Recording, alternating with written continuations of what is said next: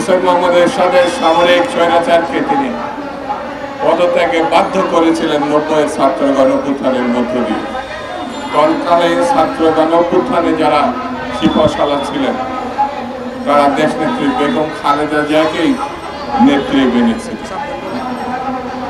শেখ হাসিনা আপোষ করতে চেয়েছিলেন। এখানে হাবিবুর রহমান হাবিব তখন বাংলাদেশ ছাত্রলীগের প্রেসিডেন্ট ছিল, সেই কথা সে এখানে বলেছে। সেই ঘৃণায় হাবিব পরে বিএনপিতে দেশনেত্রী বেগম খালেদা জিয়ার সাথে জয়েন করেছে, এখনো বিএনপি করে। বন্ধুরা, সেই নেত্রী গতকাল বাংলাদেশে ফিরে এসেছে। বাংলাদেশে শুধু ফিরে এসেছেন এইটুকু বললে সবকিছু বোঝানো যাবে না। বাংলাদেশটা, ঢাকা শহরটা সেদিন তাকে বরণ করার জন্য ক্যান্টনমেন্ট পায়খানা এয়ারপোর্ট থেকে তার বাড়ি পর্যন্ত যেভাবে জনস্রোত তৈরি হয়েছিল, এই জনস্রোত হচ্ছে গণতন্ত্রের মাতাকে বরণ করা, গণতন্ত্রকে বরণ করা, স্বাধীনতাকে বরণ করা। এটি যদি বর্তমান সরকার বুঝতে পারে তাহলে সমস্যার খুব দ্রুত সমাধান হবে।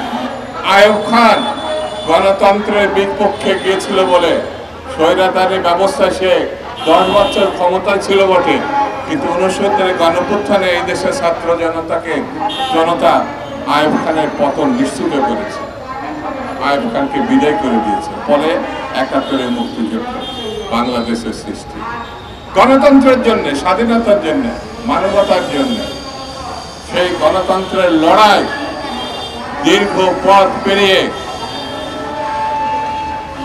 90-এর গণতন্ত্র, মানুষের অধিকার, 24-এর গণঅভ্যুত্থান হাসিনার স্বৈরতন্ত্রের বিরুদ্ধে, গণতন্ত্রের পক্ষে। এটি যদি বুঝতে এই সরকার ব্যর্থ হয়, এর থেকে দুঃখজনক ঘটনা আর দ্বিতীয়টা থাকবে না। দীর্ঘ 15 বছরের যে লড়াই বেগম খালেদা জিয়ার নেতৃত্বে, এই দেশের বিরোধী রাজনৈতিক দলের নেতৃত্বে, ছাত্র দলের সহ প্রায় 4000, প্রায় 5000 নেতা কর্মী, বিরোধী দলের বিএনপি এবং ছাত্র দল সহ অন্যান্য সংগঠনে, তারা আত্মহত্যা দিয়েছে, তারা গুম হয়েছে, নিখোঁজ হয়েছে। এটা যদি বর্তমান সরকার না বুঝতে পারেন তাহলে গণতন্ত্রের প্রতি তারা শ্রদ্ধাশীল, গণ আন্দোলনের প্রতি শ্রদ্ধাশীল, গণ অভ্যুত্থানের প্রতি শ্রদ্ধাশীল, এটি বলা যাবে। সেই জন্য আমি বক্তৃতা সংক্ষেপে বলি, আইয়ুব খানের দিকে তাকান, পালাইছে গণতন্ত্র না মানার কারণে। শেখ মুজিব একদল করার কারণে তার ভয়ঙ্কর বিপজ্জনক বিয়োগান্তক ঘটনা ঘটেছে গণতন্ত্র না মানার জন্য। শেখ হাসিনা ক্ষমতায় ছিলেন, বাংলাদেশটা তছনছ করে ফেলেছেন, শুধু ক্ষমতার পূজারী, গণতন্ত্র মানেননি, তাকে পালাতে হয়েছে।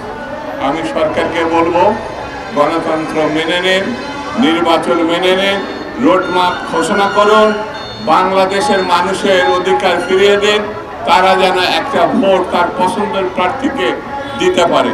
এটি মেনে নিন, দেখবেন রাতারাতি সকল সমস্যার সমাধান হয়ে আসবে। আর এটা যদি মানতে না পারেন তাহলে বুসকাবাসকে বেঁধে রাখা ভালো।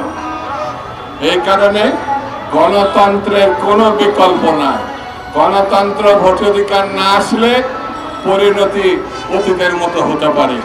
এই কথা আপনাদের বলতে আমাদের খারাপ লাগে, কারণ আপনাদেরকে ক্ষমতায় আমরা বসিয়েছি, বিএনপি বসিয়েছে, ছাত্র জনতা বসিয়েছে।